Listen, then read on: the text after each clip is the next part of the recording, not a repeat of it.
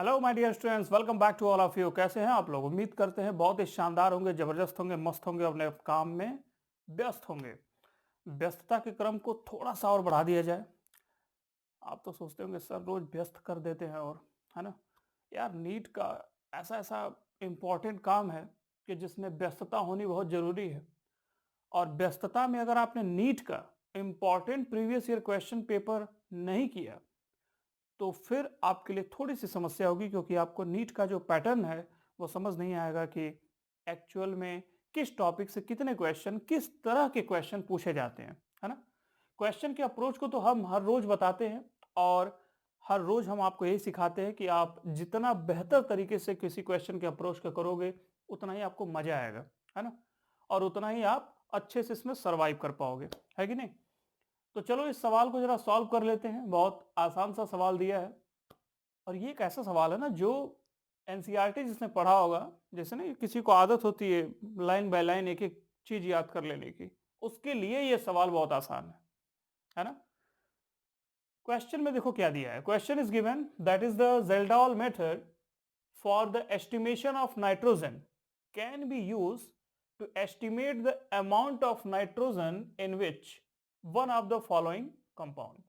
तो क्वेश्चन को बड़े आराम से पढ़ो, देखो इसमें क्या लिखा है। क्वेश्चन में गिवन है कि the Kjeldahl methods for the estimation of nitrogen can be use to estimate the amount of nitrogen in which one of the following compound. इसका कहने का सेंस क्या है कि जो जेल्डॉल मेथड का इस्तेमाल हम नाइट्रोजन के एस्टिमेशन में करते हैं, इनमें से कौन ऐसा एक है जिसका इस्तेमाल हो सकता है। तो इसके लिए एनसीईआरटी बेस्ड क्वेश्चन है, ये बहुत आसानी से आप समझ सकते हैं। तो जेल्डॉल मेथड किसके लिए अप्लीकेबल नहीं होता, अगर ये हम समझ जाएं तो इस क्वेश्चन को बड़े आराम से समझ लेंगे। तो जेल्डॉल मेथड के लिए हम बता देते हैं थोड़ा सा, उसको आप याद रखिएगा, ठीक है? जेल्डॉल मेथड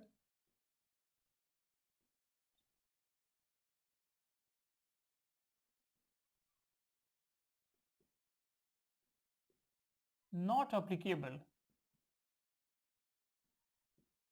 ये आप एनसीईआरटी में एज सच पढ़ सकते हैं। किसके किसके लिए अप्लीकेबल नहीं है? जैसे कि एजो कंपाउंड हो गए, ठीक है, उसके लिए अप्लीकेबल नहीं है। दूसरा, ऐसे कंपाउंड जिनमें नाइट्रोजन तो हो लेकिन वो नाइट्रो कंपाउंड नहीं होना चाहिए, है ना? नाइट्रो अगर है तो भी रिस्क है, इसके लिए अप्लीकेबल वो नहीं हो पाएगा। और ऐसा नाइट्रोजन जो रिंग के अंदर हो, ठीक है, with in ring, nitrogen with in ring, इसका एग्जाम्पल बहुत अच्छा सा पिरिडीन ही है, जैसा कि ऑप्शन में भी आप देख रहे होंगे, ठीक है, पिरिडीन। इनको छोड़ के बाकी एप्लीकेबल होता है। तो ऑप्शन को जरा ध्यान से देखो क्या दिया हुआ है। पहला ऑप्शन देखो, ये देखो डाईएजो ग्रुप दिया है ना, डाईएजो ग्रुप, तो ये तो कट गया। अगला देखो नेक्स्ट, ये नाइट्रो है, तो ये बड़ा आसान, ये भी कट जाएगा क्योंकि ये नॉट एप्लीकेबल होगा। यहाँ पे देखो within ring, pyridine already दे रखा है, ये भी नहीं होगा। लास्ट ऑप्शन क्या बचा? अमीन, जिसे हम एनिलीन कहते हैं, यहाँ पे NH2 ग्रुप है। तो fourth is the correct answer, है ना? ये तो बड़ा आसान सा कंसेप्ट था, लेकिन एनसीईआरटी कहने का जो सेंस ये है कि एनसीईआरटी की जो बुक होती है वो देखने में तो बड़ी लाइट होती है, ठीक है, लेकिन वो बहुत ही काम की होती है।